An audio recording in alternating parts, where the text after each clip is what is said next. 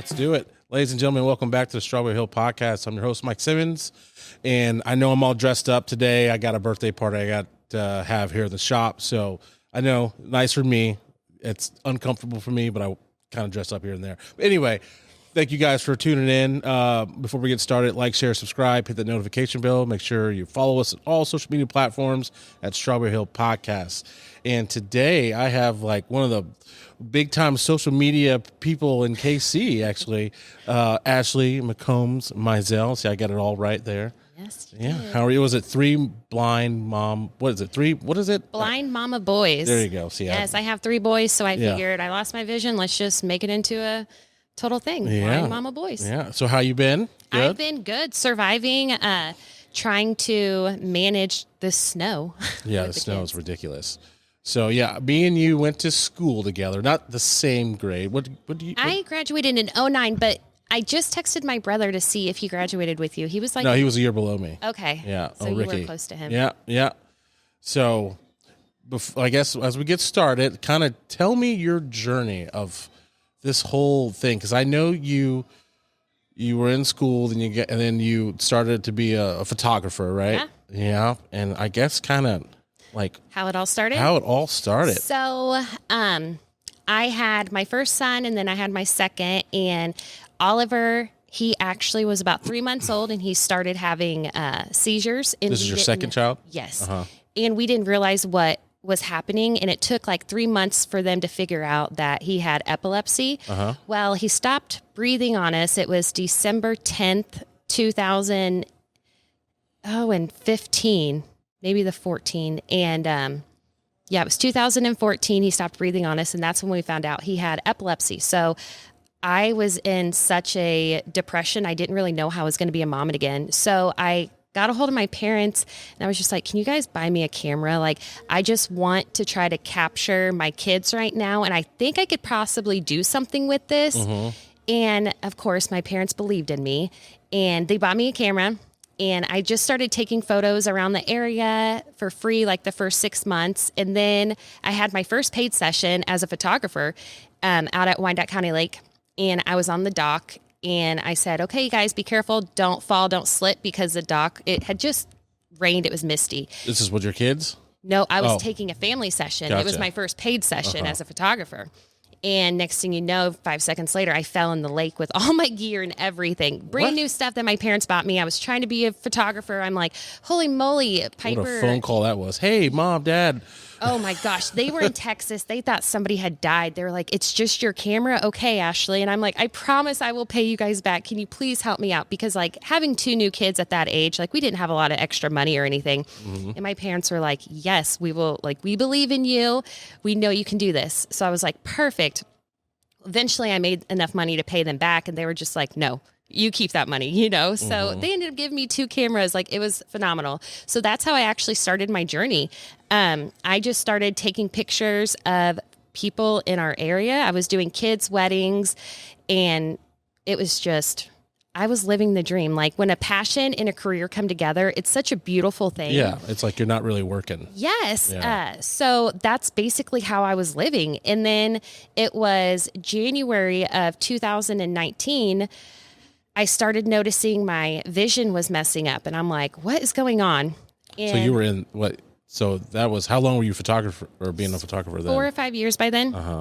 And then I was taking pictures at a wedding, and I turned to my second shooter, and I'm like, whoa, I don't know why, but it's just like getting grayer in my eyes and just extremely blurry. I was like, I hope you got that shot. And she just laughed. She was like, yes, I did. I went to the eye doctor. They gave me a prescription. So I went and I got glasses. Yeah. I always had perfect 20/20 vision, so I never thought anything, So I was they didn't notice anything at first? No. Huh. Nothing. Let's write the name down. No, I'm just kidding. Oh, you're telling me, trust me, you can go after them like 9 years afterwards. So yeah. But, so I go and I get my prescription of glasses, and that stuff's not cheap. Like, glasses are expensive. And I actually had a 7-month-old, a 4-year-old, and 5-year-old at this time, all boys. And, I was waking up and it was just grayer and grayer. I'm like, what is happening? It's not black. Yeah. It's not like I'm losing I am losing like details of people by the day and like being able to tell like what someone's holding, if that makes any sense.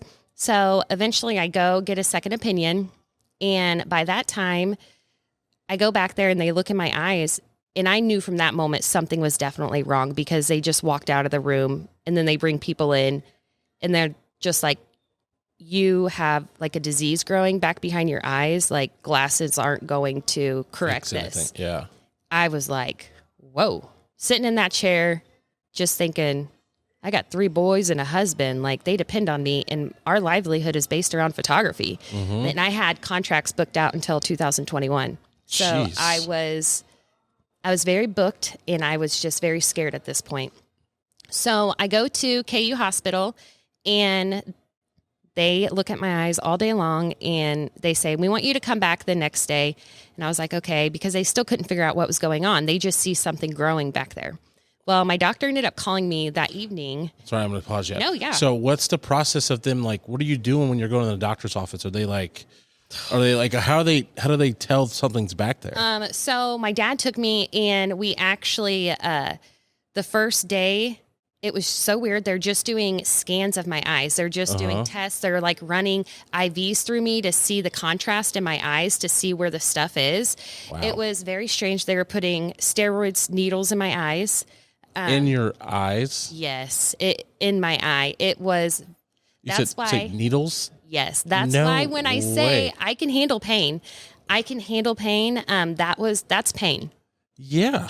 Yeah. That sounds very painful. But I was ready. I was like, I will take the pain because I needed to know what was happening, you know? So my dad takes me home and I get a call that night from my doctor and he's just like, we want you to go ahead and go to the ER and we want to admit you because we got to figure out what is actually happening to you and we want to try and stop it because I had about 20% left of my right eye. And like vision? Uh-huh. So it's going quick. Oh yeah, it was all gone within 3 to 4 weeks. What? Yes. And people will say, oh, was it dark and black? No, it was gray. It was the weirdest thing. Like, so I'm glad that like we haven't talked once because I have so many questions. Yes. So like when your vision starts going gray, is like everything gray or like everything like you don't see colors anymore? For a year and a half, I couldn't even tell like if you were right here in front of me. Like it was just like you're looking at a gray board. So is it like, can you see outlines? Now then? I can. I've had 2 stem cell treatments. But yes, like before then? Oh no, before that I couldn't see anything.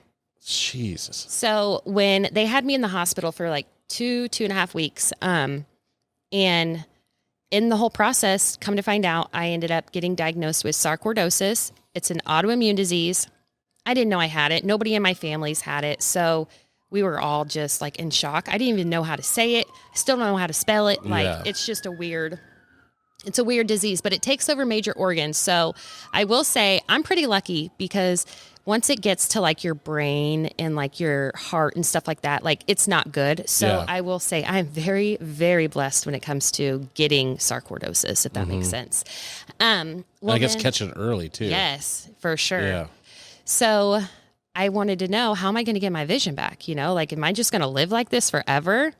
And my doctor's just like, you're SOL. What? Yeah. I was like, are you fucking They're like, kidding me? this is what Sorry, you have. I did not mean to say the F You can word. say whatever you want. I was like, This is a rated R podcast. I'm just kidding. I was like, oh my goodness, I'm basically SOL. Like, what am I going to do? Well, they just sent you home. They're just like, hey, this is what you have. Sorry. Yep. See you And later. there's no resources out here in Kansas City. People are all say, oh, go to the Kansas School for the Blind. But when you're 28 years old and you get diagnosed with a disease, you're having to relearn everything. The last thing I wanted to do was go to school when I'm putting my kids in pre-K and kindergarten and having to start over. I was like, I'm not ready for that. So, I learned a lot of my stuff on how to survive basically from YouTube. But at the same time, I was just trying to survive. I wasn't doing anything that first year and a half that I got sick. I ended up getting Lofgren syndrome the first year that I got sarcoidosis. I don't know what that is. You sound like a doctor. No, it's where basically from my knees down to my ankles turned black and blue. And I was in a wheelchair for almost 3 months. What? So This is all the same time. yes. And that's just it It's had part of nothing. sarcoidosis. Oh, okay. It's a part of the disease.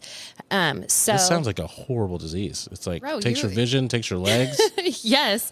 So once all of this, I'm like learning about it, and I'm like, there has to be something out there where I can try to get my vision back. My doctor's like, no. Like, I'm like, there's stem cell treatments out there. My husband and I, we looked up some stuff. We brought it to him, and he just kept saying, we need to wait like another 10 years because it's not FDA approved.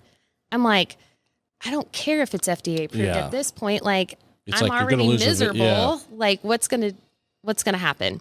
So after I finally got more research done on stem cell treatments, and I took him to my doctor because my sarcoidosis, I started getting spots in my lungs. And I'm like, Jesus. if I'm getting this in my lungs, like, who says there's a time limit on life? You know what I mean? Like, they say, like, once the disease gets there, there's so long until it goes, unless you're in remission. Like, I don't want to sit here and be like, man, I was in the gray for a year or however long just because I have stuff in my lungs. Like, that wasn't for me. So I talked my doctor into approving me to do a stem cell treatment, but my first treatment was around $20,000. So as a photographer, you probably don't have insurance. 100%. Well, it's not FDA approved. So they're not going to cover it anyway. Insurance doesn't cover it. So basically, I'm just a guinea pig for people in 10 years from now. They can use this, and it would be FDA approved and under the insurance. So I ended up raising money through the community. Our Piper put on a golf fundraiser for me over at Dubs. Yeah, over there. It was awesome. It was in July, and we raised money for me to get my stem cell treatment and for me to get the technology to live a little bit more independently so I could start reading to my kids again. Well, I raised that money, and that's when I decided, I'm going to start sharing my story. There was nobody in our area that I connected with. I hadn't done social media. Like, I've done social media, but I was on the other side of the camera, taking the photos and posting. So I was never the one in front of the camera.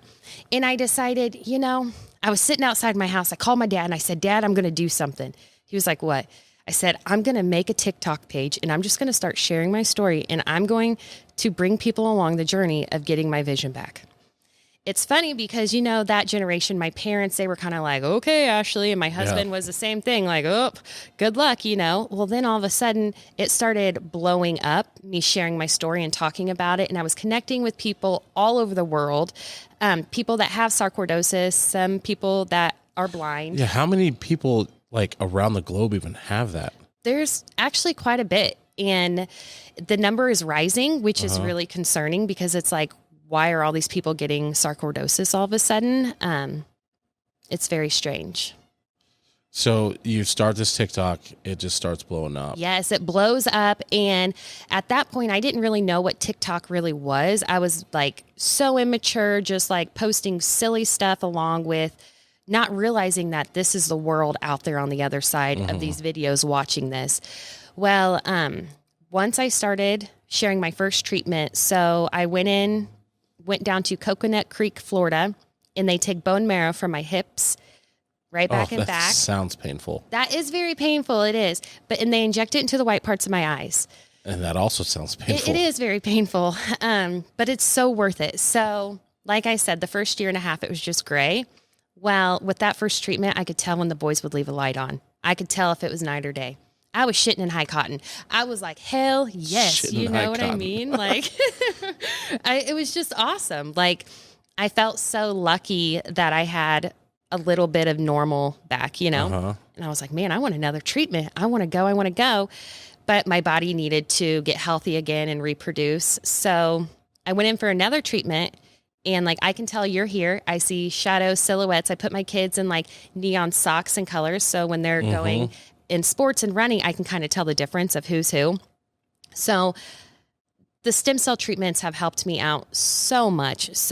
And just bringing the awareness all over the internet, it gave me the confidence. Actually, it was January of 2020. I randomly posted a video, from the last picture I remember seeing my kids.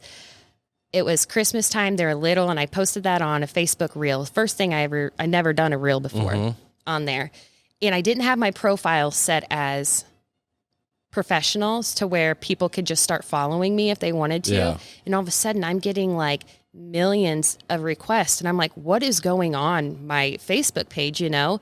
Well, one of my videos hit over 22 million on there, and all these people were wanting to hear my story. And that's when I was like, man, I'm going to open up on my Facebook page now. Yeah. And that's when I started bringing awareness on Facebook and monetizing from that as well. Mm-hmm. So I guess your story kind of blew up there. Like what was the kind of cool things you got to do? Like you just mentioned, like being on Oz. Yes, I was on Dr. Phil. I was on Dr. Oz. Did you actually get to go to the show, or did they do like for a Dr. Zoom? Oz, they actually flew me out to New York City. I flew out there by myself. Oh, wow. I met my brother, and he took me out, and we were on the Dr. Oz. It was so much fun. Dr. Oz, he's funny. He really is. He was like the person we were sitting down like this and having a conversation versus Dr. Phil. I had to do that one via Zoom, and you know, they'll be like, oh, and my next guest is Ashley Mizell, and she's a mom of 3 boys. That was his only hello. Like we never had a conversation outside of that. So he's he's just fake. Yeah. He's just a very fake person. Not I feel like a lot of people on TV are. 100%. But Dr. Oz was like down to earth and like funny. But I never even look him up now. So whatever. So what else did you get to do other than that? Just I have been on news. I actually had this company, Orcam. They're based out of Israel. They sent somebody 18 hours, flew all the way out here to do a whole production team on me because I was bringing awareness to the blind and visually impaired for them about a device that connects to your camera. It takes photos of what's in front of you. It identifies faces and all of that. So it has taken me so far, but now they were basically like, oh, we're going to get rid of visually impaired. We're going to move on to hearing. So, yeah. But do you still have do you still have it? I still have the device, but I do not recommend it. And if anybody would like recommendations, check out the Meta smart glasses, and I'll have a link for you too. So how does that work now? So how do you, what's a normal day in like the life look like for you? So for me, a normal day is I will go in there and I'll try to pick out my clothes, and I'll be like, do I feel like this looks good or feels good? And then I'll go out there and my family will be like, absolutely no. Yeah. So I know, how do you pick? You can't see it, right? It's the hardest thing, but I have to trust a lot of companies. There's this company, Natural Life. They send me all my clothes basically because they know like that's my style. And so do you even know like if it matches, or you just just waiting for your family to just half the time I have to have the boys or Mike tell me like, oh no, that looks horrible. But I know if they say like, oh my gosh, you were just ridiculous, that's a good outfit. That's a good one because I'm like my own style, you know, I have my own like hippie flow with it. So I feel pretty lucky with that. So you wake up, getting dressed, how do you like get ready? Well, it's actually, I would recommend you guys all putting a blindfold over your eyes and trying it. I couldn't do this. I couldn't imagine. You know, there's always these things where, you know, they say, like, would you rather take your vision or your hearing? Hearing. Yeah, hearing all the way. Take my hearing, yeah. Yeah, because I could imagine trying to live life. I had to learn to do everything, relearn everything. So one thing I had to even tell myself is just because I'm blind doesn't mean my life is over. No. I just have to learn to relearn things, to do things. And is it hard? Yes, but I can do hard things. But man, this is the hardest thing I've ever had to do. Well, yeah. And relearning. You're doing this and you have 3 kids. I don't have patience for it. I don't. Yeah. It's so hard. It's so hard because I get overstimulated with the sounds, and then the touches and just everything to me is 10 times louder than it probably is. I was just going to say, it's like, I was going to ask you that question too. It's like, once you lose your sight, does like all your other senses kind of like. Yes. Really? 100%. I didn't believe it at first. And then I realized like, wow. Like I am hearing things that I would have never heard before. Like it's a very crazy feeling. So going back. So makeup, all that stuff. So you just got to trust I'm doing the right thing and the right makeup I'm putting on, the right color. I taught my kids to do my eyebrows. Okay. So when my kids were little, I would have my husband pick out like eyelashes online, like a drawing of it, and I would give my kids a colored pencil and I would have them like practice like drawing on it, you know, just to get a good line, and then they would do my eyebrows for me because I was very particular about my eyebrows and just my mascara. I loved what I looked like before, and I always tried to take care of myself. And I realized once I lost my vision that first year and a half, I almost tried to kill myself. Like, I did not care what I looked like. I didn't care about anything. I ended up having Cushing syndrome. Like, I was just huge, a big girl. And it didn't matter to me at that point. You know what I mean? Like, I was just ready to be done with life. So now even washing my hair, like how many times I would get frustrated if I would grab the wrong shampoo or the wrong conditioner because I'm so particular about my curls. Well, now everything is labeled. We use puffy paint for everything in my house. So what is it called? Puffy paint. What is puffy paint? So you can get it in marker form or just like a pen. I use the pens a lot. Like if I'm taking notes or something, it's just literally like a pen with paint that you can fill the letters. Oh. You just have to wait for it to dry. That's cool. So like when I go to teacher meetings or whatever, I'll take that with the notebook and then just not flip the page over because then it'll get all over the other stuff. Huh. Yeah. So like Braille, like have you learned that at all? Man, bro, I got to let her eat and I was like, fuck this shit. Yeah. Like no way was I doing that. Yeah, I think now in the day and age where you probably don't need Braille. You're like, hey, somebody read this for me. Yes, and at the time I was trying to teach my kids how to write because like Bentley, he was in kindergarten and then I had a preschooler. So it's like they're trying to learn their letters and then COVID hit. And I'm like stuck at home with him. I forgot about that. Like this is all at the same time. Bro, it was the hardest. I'm like, how are we going to do this? Not only are you losing your vision, the world's going through a pandemic. Oh, yeah. And then I have a husband too, and he didn't grieve the same way I grieved. And that was it made it so difficult. Our marriage, our family, everything. But yeah, the COVID with the kids was really hard. And not learning Braille, I just couldn't do it because I'm sitting here trying to remember my muscle memory of what an A looks like or what a T looks like and trying to teach that to my kids because my brain isn't seeing it anymore. Yeah. So we're going to go back to like your regular like daily routine and I've seen you like cook. Oh, yes. So you're still living your life. You're still doing a lot of things. I do everything but do. drive. Yeah. Yeah. Well, yeah. Let's hope you don't drive. But I will say I took my kids. I said, let's go to Worlds of Fun. And I took my cane and I gave it to my mom and my boys and my dad and we went out there and I was like, let's not tell them I'm visually impaired. We're going to go do the golf cart or the go-karts or whatever. Oh my gosh. It was so much fun, but I didn't know when to turn and my mom's recording and apparently I just went full on to the wall. Yeah. And then I was like going the wrong way and the guy was just like, ma'am, it's a one way. And I'm like, thinking, you don't know I'm blind, but we need to put you on the taxi where the That's things in the middle. Next. My dad was like, you can drive this. Yeah. So I try to like bring a little bit of fun with my kids like that because that is the most depressing thing is not being able to drive. But I can cook. I can clean. So how do you cook? Oh, man. So my Meta glasses, they speak everything to me. They'll tell me what I'm holding. They'll tell me. And so this is like my favorite. I wish I would have brought them. Yes. No, this is like one of my favorite podcasts because I'm like learning so much.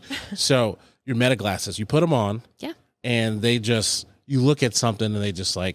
So they're actually for regular average Joe Blows like y'all, for sighted people. They just have so many benefits for someone like myself. So you can wear them and you don't have to touch your phone at all. You can answer calls, you can text message, you can get on your social media, you can FaceTime in the WhatsApp app.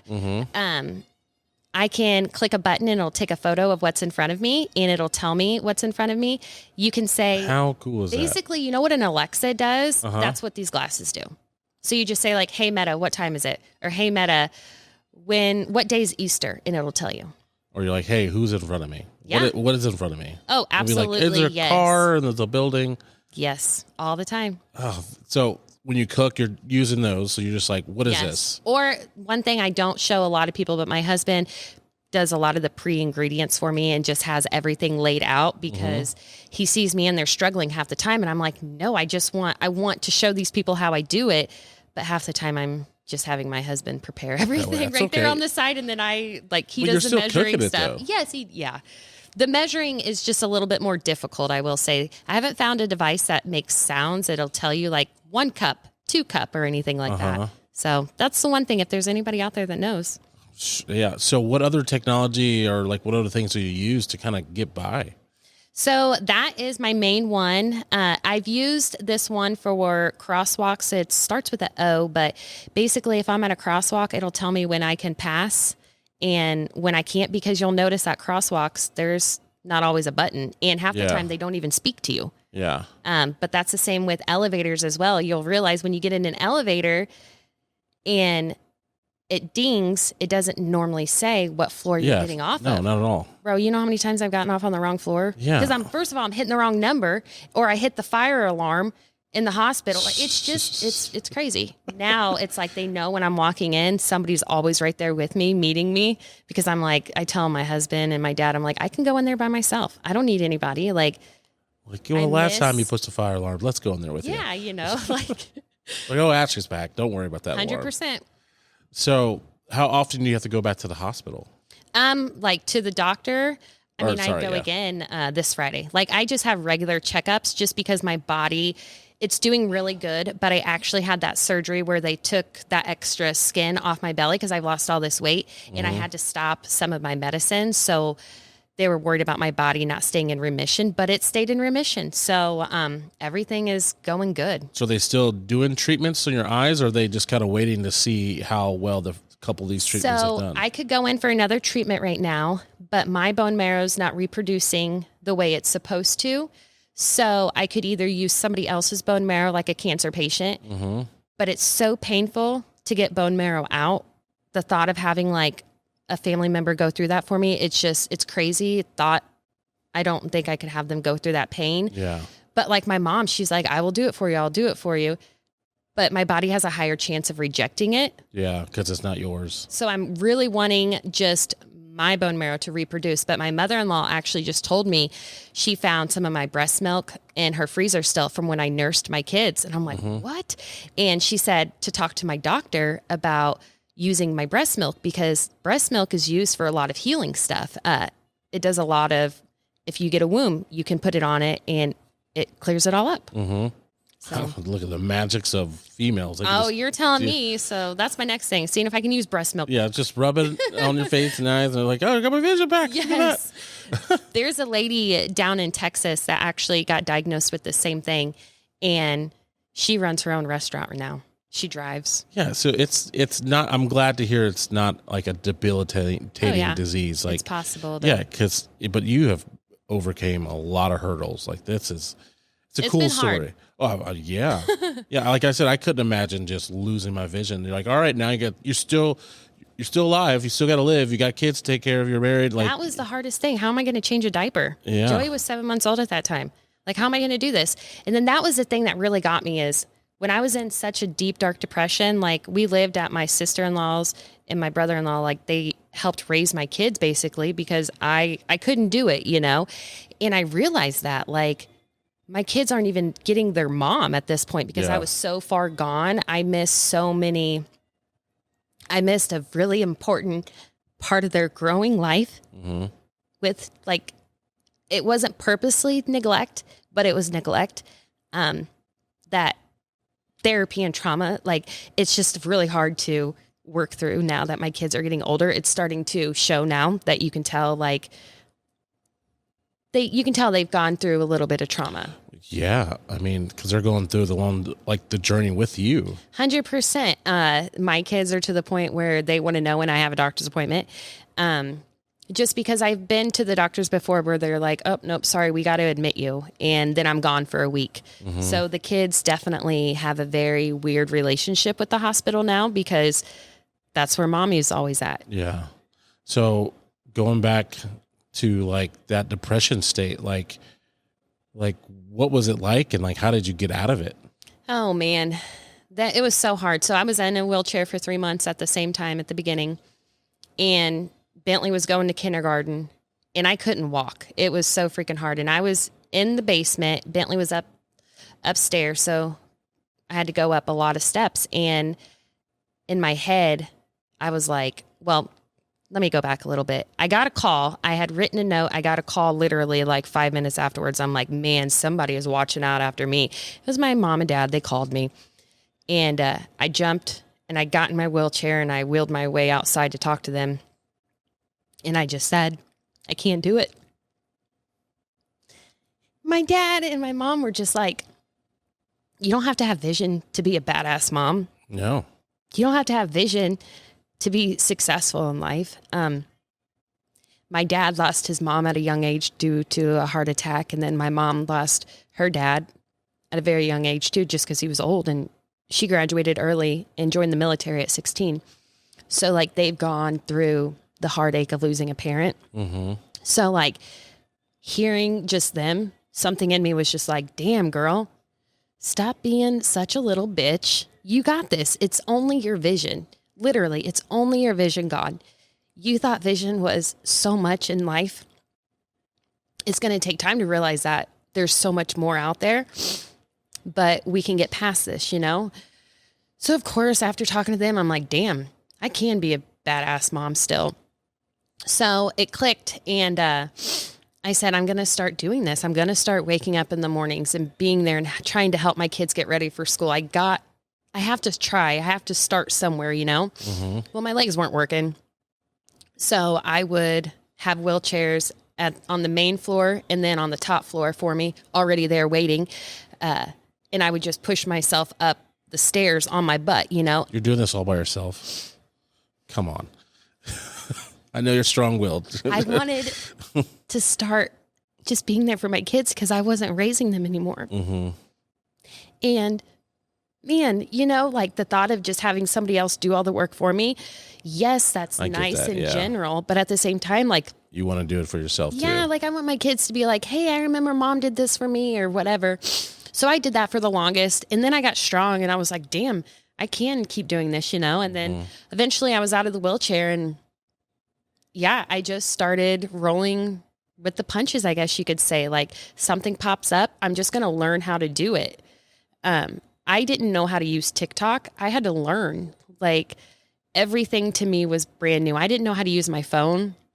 Well, yeah, you can't see it. So you got to like, it's literally you're starting from scratch all over again. 100%. And then you're like, you're not even like really starting from scratch. You're starting to a point where you can't, like, you have to learn how to use it without being able to see. Absolutely. Yeah. And that's not easy. It's everything. It's down to, I just walked out of the house last week in 2 different shoes. I didn't process it, but I'm just like, they were, hey dudes, they're just different color shoes. That's what you just say. Like, I did it on purpose. It's all right. But I'm just like, oh my gosh, you know, like, or like my kids, Joey, he'll show up to school, and I do blame my husband for this because I'm like, bro, you have a good set of eyes. Like he should not be going into school with clothes inside out. Like, come on.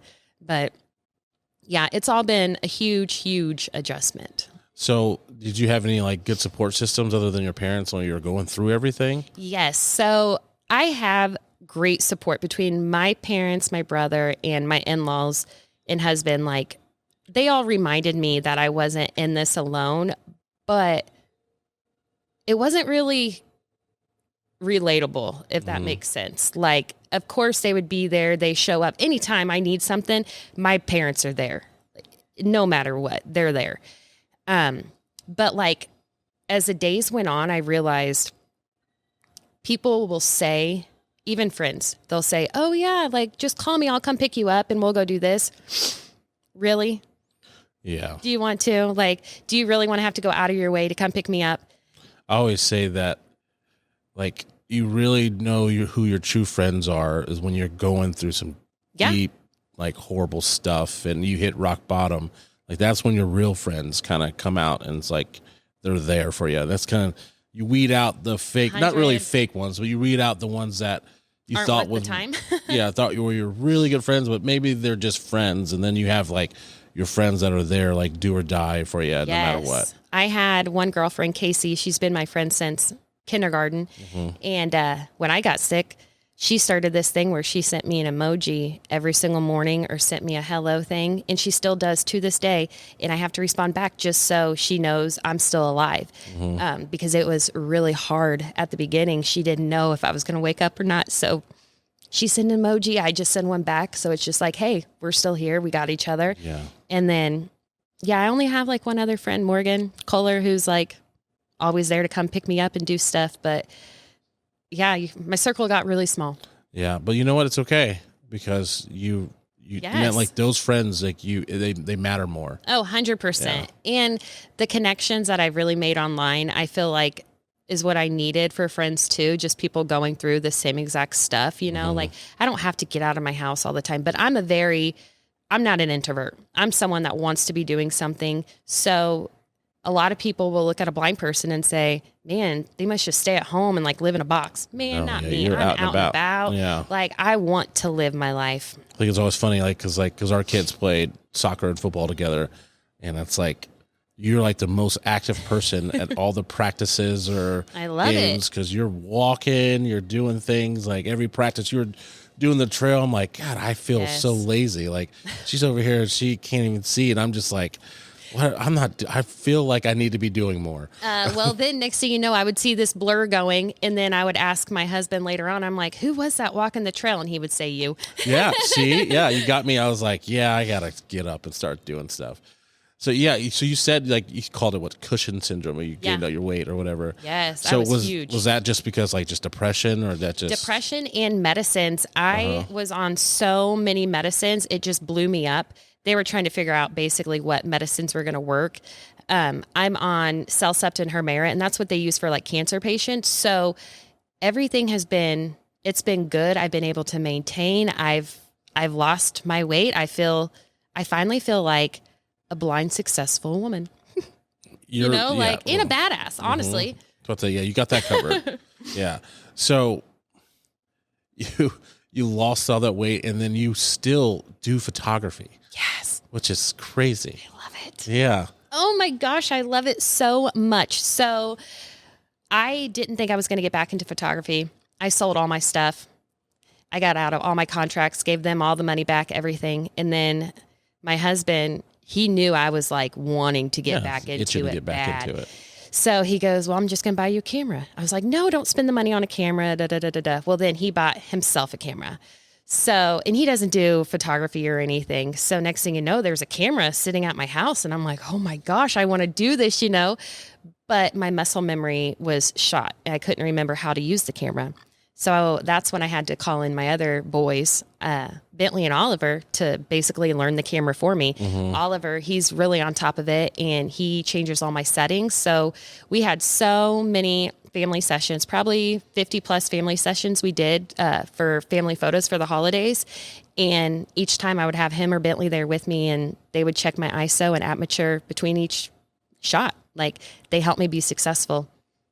Yeah, and you take damn good photos too. Oh, it's so fun. Yeah. It's so fun. I'm always amazed. I'm like, how does she take better pictures than me? And I'm not even a photographer, but like even other people, I'm like, geez, she's kicking ass out here. It's fun. It's like, so taking a photo, I realized it's so much more than just taking a photo. So like when I was an actual real photographer, a professional You still are a professional. Thank you. I would take photos basically like a film. So I'm not going to have you just stand there and smile. I'm going to take pictures of the moments and everything, like holding hands, the welcoming, just the happiness, not just a, hey, stand and smile. And now that I've lost my vision, there's a lot more clapping. I have to touch my clients. I have to figure out where they are. They have to wave their hands up in the air, or basically just clap so I can tell how far away they are. But we're doing it, and we are being successful with it. So literally, like, if there's any blind person out there that has lost their vision or is even thinking about doing photography or getting back into it, like, y'all can. There's actually a company out there making a camera for someone like myself. Really? Yes, that it's touchscreen. Do you have that camera? Not yet. Oh, you're like, oh, yeah, they're going to get it for me. I spoke to the Lighthouse in New York City, and that place is basically all the references for people who are visually impaired. And yeah, they found me a company that's doing it, and I'm like, oh. Yeah. So I remember you posted something not too long ago, and it made me think, because we were at a soccer game, our kids were playing, and you walk with a cane, just just so you make sure you don't run into anything. And you I think there was someone that was like backed in with her hitch, and you were talking about that, and I just kind of thought, I'm like, the world is not made for people with any type of like disability. Yeah. So I know a lot of people don't think about it, but when you pull into a parking spot, if you are over the sidewalk, that is affecting somebody like myself walking on that sidewalk or even a wheelchair trying to get down there. But at soccer, there was this truck that continued just to park that way, and they don't realize it. And it's not intentional, I don't feel like, but a hitch just sticks out. So like when you're walking with a cane, the cane will go around it half the time. But so I have no warning, but my knees still and feel shins. it. Oof. So that's where I'm like trying to just bring more awareness to remind people, like little things like that. It really does go a long way if people actually did what they were supposed to. I mean, even others. I mean, I know there's just probably millions of things out there that, like, I can't imagine like the daily struggle of just like, you're like, God, I just wish. Oh, I get so someone, pissed. I like, get would so just pissed. think of, people with disabilities every once in a while, because I couldn't even imagine like going to the store. Just like, how in the world am I supposed to shop when I haven't, like, I don't know what I'm looking at. Like, I don't go to stores anymore. Yeah. I don't know when the last time I was in a store shopping, just because people are so mean. Actually, I do remember one of the last times my husband took me to Walmart and he said, stand right here. So I stayed there holding on to the cart. Well, somebody's coming by and it's like they still ran into me and I'm not even moving. And it's like there's no excuse me or anything. And I'm just confused. Well, then I knock over a little shelf thing behind me and then my husband's embarrassed. And I'm just like, okay, I know this was not because I'm blind. This is just because people are being so rude and they're not even paying attention. Yeah. Like. Walmart sucks. So Oh, absolutely. I don't even go to Walmart. Ugh, that's, yeah. So, and I was going to talk to you about that. Like, I guess, what are some of the difficulties of like with people? Like, I'm sure that you've had your fair share of. What's like, blind look like? Yeah. That's literally like, I have to ask people that. So the Great Wolf Lodge here in Kansas City took my kids, and man, my dad, of course, was with me. And, we went upstairs to the room where you can buy the wands or whatever. And we're all standing there. Somebody is ahead of us. And I could tell that lady was done checking out. She leaves. So I could tell someone's standing there and I'm like, hello. And I'm not getting a response back.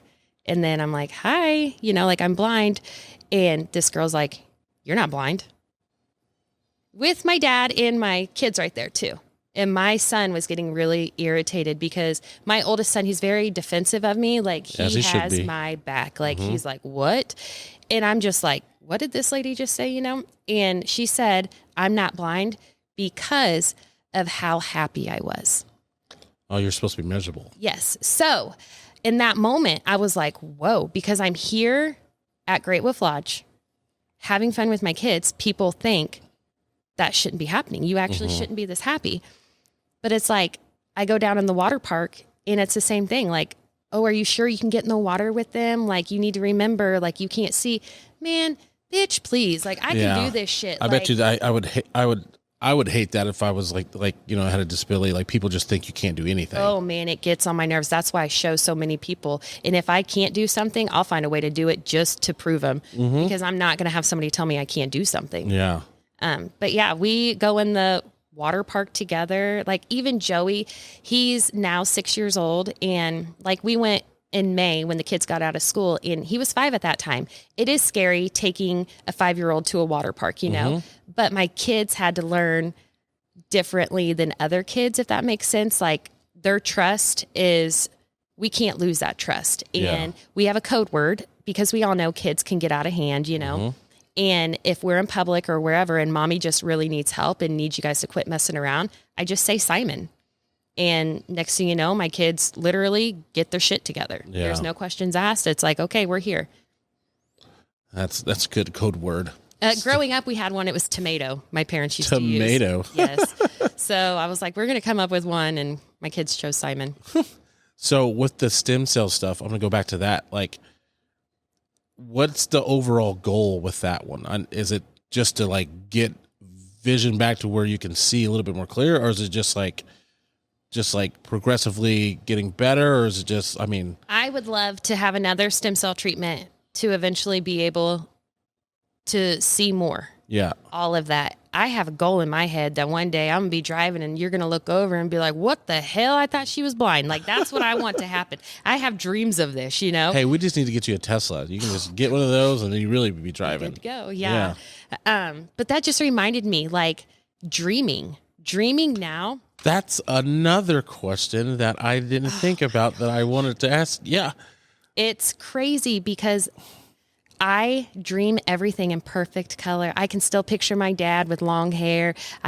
So you're still seeing everything. I can still see it. But then I wake up, I'm like, shit, my dreams were better than reality. You know, like, I don't want to be up. Dreams are hard. They are really hard to get. Yeah, because you're just like, They mentally mess with me emotionally, because I'm just like, whoa, that dream was so good. Like, I was driving my kids again. Like, we were going to Fritz's. Yeah, nope. Then I wake up. I'm like, nope. Yeah, back to this shithole. Sometimes I think I'm just in purgatory right now or whatever. Oh, like, no. Something. This has to be. No. Well, you were still kicking ass, though. The only thing you can't do is really just drive, which we can fix that. Like I said, just get you a Tesla. You'll be just fine. You'll be doing everything. Oh, yeah. Yeah. So you're kicking ass. You're doing good. And thank you. Like, it is amazing to see all the stuff that you were able to do. And I love seeing the things that, like, you show people, like, hey, I have this disability, but this doesn't stop me from living my life. And I think that's really cool to see, because I know there's tons of people out there that are probably looking at your stuff saying, like, if she can do it, I can do it. Absolutely. So with my first stem cell treatment, I was down in Florida and I got a message from this girl, and she was not happy that I was sharing my story online because she was losing her vision at the time. She was not happy? She was not happy because I was getting I was going in for a stem cell treatment at the time. And she was like, well, why can't I go in for a stem cell treatment? Everything like that. And I'm just like, our stuff is just too separate. So you get people out there that are jealous of it. But then I get a message, and it's from another lady, and she's like, because of you, I didn't kill myself. Yeah. And I'm like, damn, okay, I got a purpose. Those definitely outweigh the negative ones, I'm sure. Yeah, I always felt like I didn't have a purpose anymore. But now, like, once I got that message, I'm like, damn, I do have a purpose. Yeah, like, 100% you do. Way bigger than I imagined. So have you been to the school for the blind yet? So I did. I hated it. I absolutely hated it. You walk in there, and I felt like I was going to basically like a psych ward. Yeah, you kind of has that feeling. That's how it felt. Yeah. And I told them that. Yeah. I said, it's just not for me. So I actually was just back there. They are trying to put me on their KC Star leaderboard to like. So I went down for a meeting, and they're just trying to change it and bring in new faces and stuff. And I think I would really benefit them, and they do too. So I'm just getting back in there, involved with them, but not necessarily going to school for myself, but just showing those children, like, I'm speaking at their graduation, but just to show KC blind people, like, hey, you can still be successful, because some of those kids there, they live there, they stay there. Yeah. It's like a whole campus. It's weird. Not for me. No. So what are your goals in life now? That, like, life throw you a curveball. So now, you're kicking ass, but what do you got left on your plate? I know there's more you want to do other than. I want to get back into photography more. So I used to do pictures for like, is it the Royal Barbecue that used to be out here? Yeah, what's it called? American Royal. Yeah, so I have done like magazine covers for them and stuff back in the day, like when I had my vision. I just want to get back into more simple things like that, just because honestly, it makes me so happy. I love the photos. I love it all. And one day I hope I'll be able to go back and just see it. Like, my other goal is really just to keep my kids all sane and everybody survive. Just alive and graduate and get out of the house. Because it's like, it's affected my kids so much. Like, they can't just leave something laying around. They have to put stuff back. We don't have toys in our house. Like, it's just not, we used to, but then I would step on them and I'd get so pissed. I'm like, we're done with it. Yeah. So like my living room, there's no toys, there's books and like a punching bag thing. Like that's it. So what do you do? This is a random question. Like, so you're at night, you're chilling out, just ate dinner. Like, are you watching TV? Oh man, listen to this. So, I mean, sometimes I will turn on the TV. I've been doing this lately, and they have audio descriptions. But if you get on Netflix, y'all need to really get with the times, because half the shows don't have audio descriptions, but the ones that do, they're so good. And it's like, it feels like I'm actually included in the show, you know? My kids absolutely hate it. They're like, can we please turn these off? And I'm like, no, like it's the way I can tell what's going on. I don't understand the movie if I just hear words. I don't know what's going on. So we listen to a lot of shows. Music is really my main thing. Music is medicine to me. It's what's dug me out of so much. I bet. Yeah. So who do you like listening to? Oh, well, I'm more of like the old classic rock and like the country stuff. Lately, I've been pulling out like the Clay Walker stuff. It's really weird. I don't know what my deal is, but I feel like lately I'm just going back to how I was when I wasn't blind, you know, like I'm getting back in the groove of not just being blind mama boys. I'm getting back to Ashley, you know? Yeah, my eyes don't work. It sucks, but damn, I can still do anything else. You could do everything. Oh, yeah. Yeah. So someone going through this in life and has the same diagnosis, I'm sure that you've talked to people before, but maybe somebody's listening to this podcast. Like, what's your advice for someone, or like what would you say to someone kind of going through something similar, or just even going through just like a horrible, rough time, or a different disability? Things. Literally, I would tell them, you can do hard things. That is something I live by. And I have to tell myself every single day, in mind over matter, because it is your mind that will get you in a scary place. It's your head that will get you in a scary place. But if you can control your emotions and everything in your brain, you're going to be okay.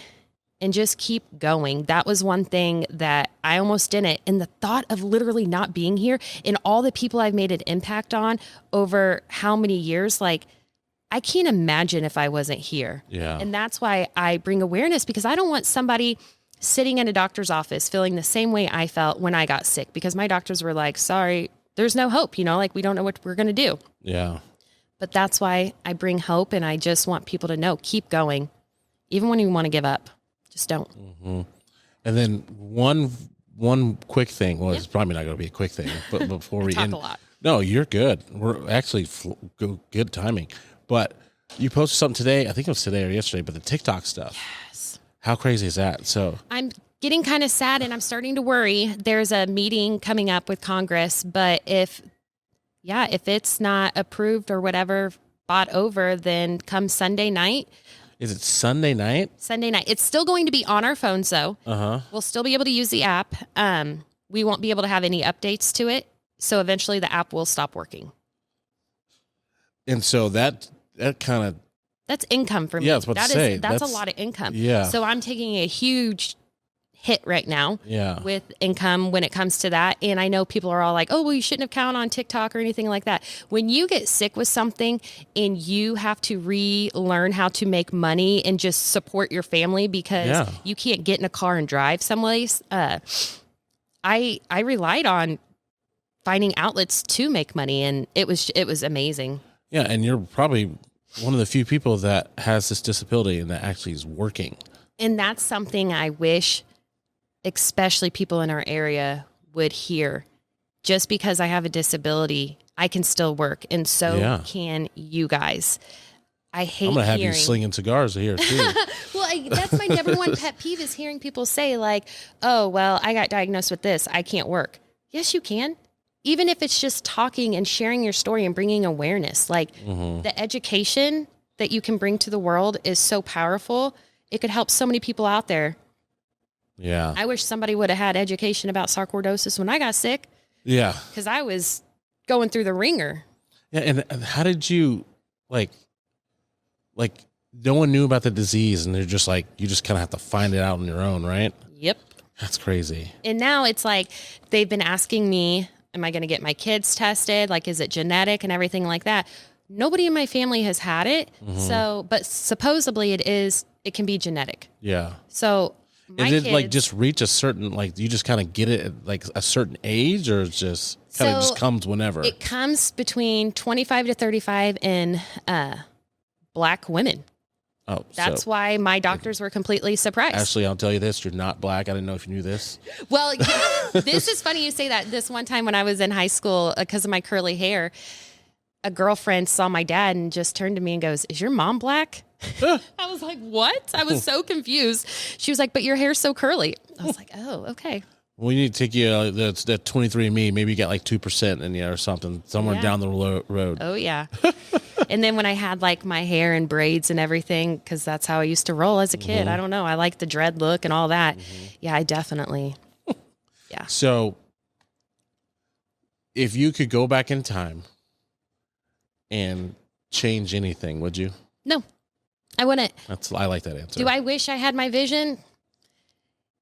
Asked me 5 years ago. Well, I'm coming up on 6 years next month of losing my vision. So asked me 5 years ago, I would have said, I want to change so much. But now where I'm at, man, I'm telling you, the people I've helped and the connections I've made, it is so rewarding. And I thought photography was my passion. And I thought that was my purpose too, you know? And now it's like, there's so much more. Yeah. There's so much more. I love hearing that because I think going through those rough times make people better.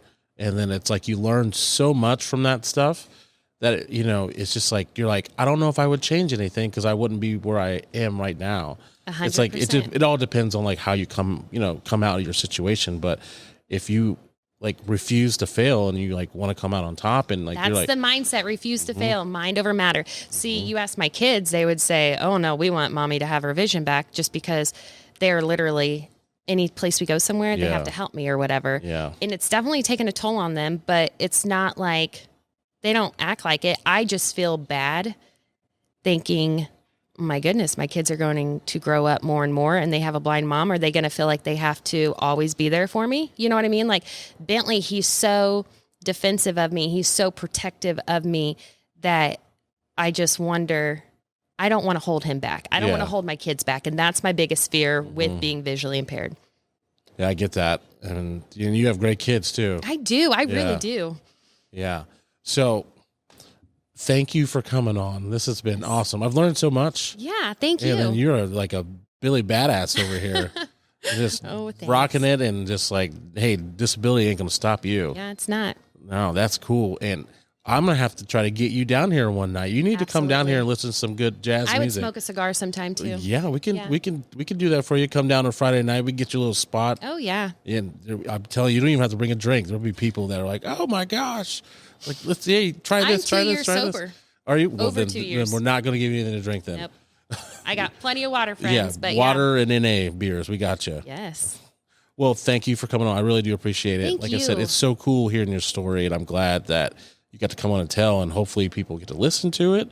Yes. Hopefully people get things, get something from this podcast, especially just, hey, like, one, they're not alone, and two, like, people can do hard shit and come outside of it. Oh my gosh, I love that. Yes. Yeah. We need to make a shirt. Like, yes. You could do hard shit. I'm sure Hell somebody yes. has it out there, but I love it. Hey, thank you for coming on. Thank I really you do for appreciate it. having me. Yeah, and thank you guys for tuning in. Like I said, like, share, subscribe, hit that notification bell. Make sure you follow us on the platforms at Strawberry Hill Podcast, and we will catch you next week. Goodbye, everybody.